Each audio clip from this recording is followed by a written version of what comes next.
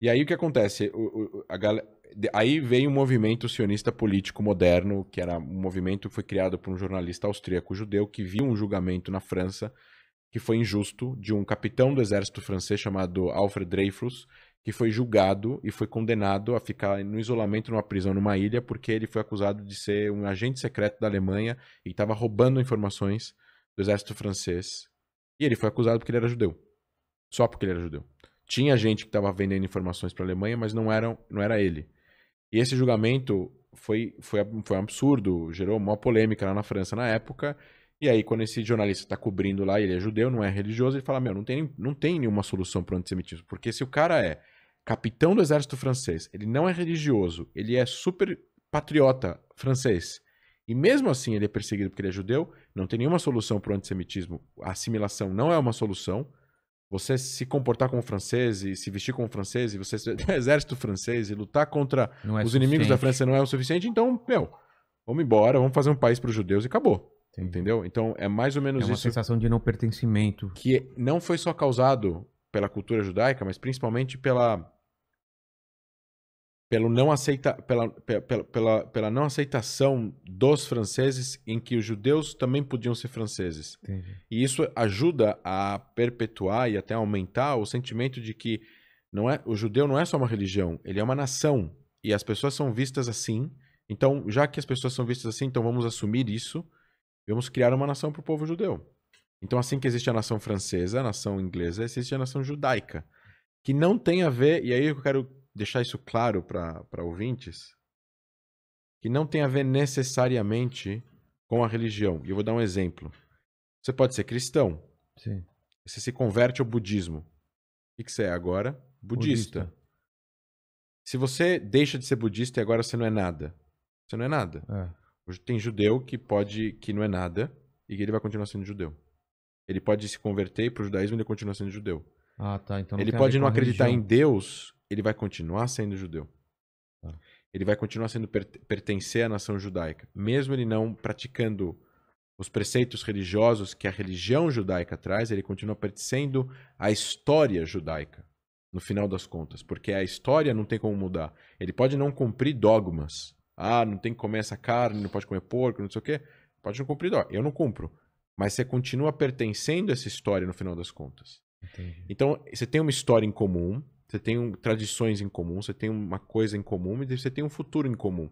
Isso junta e tem pertencimento. Tudo bem que isso é moldável ao longo da história, vários povos foram se acoplando e se mudando. Pode ser que daqui a 1000 anos outras coisas existam.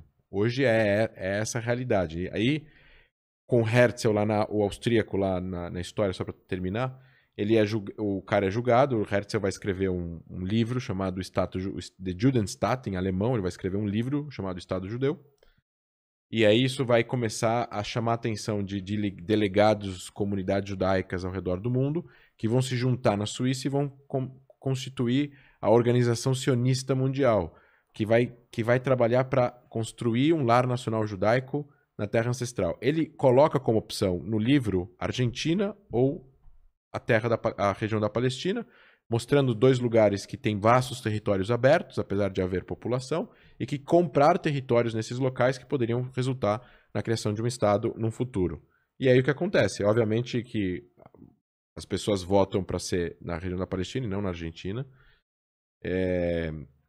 E as pessoas começam a emigrar para lá e comprar terras, na costa, principalmente, onde hoje é Tel Aviv, Haifa e entre os dois. E as pessoas começam a estabelecer comunidades agrícolas bastante comunistas, no sentido de igualdade total de trabalho, salários, casas, tudo. Estou falando de 1910, 1908. E isso acaba crescendo, as pessoas acabam imigrando cada vez mais. E essas imigrações acabam causando. A gente tem que tentar lembrar a história mundial. Primeiro, o Império Otomano vai entrando na questão da Primeira Guerra Mundial, perde o controle dos territórios que o Império Otomano dominava, que eram vastos. E aí os ingleses vão fazer um acordo com os franceses para dividir a região que eles iam pegar para eles por causa do fim do Império Otomano. Eles iam comandar e dominar e administrar.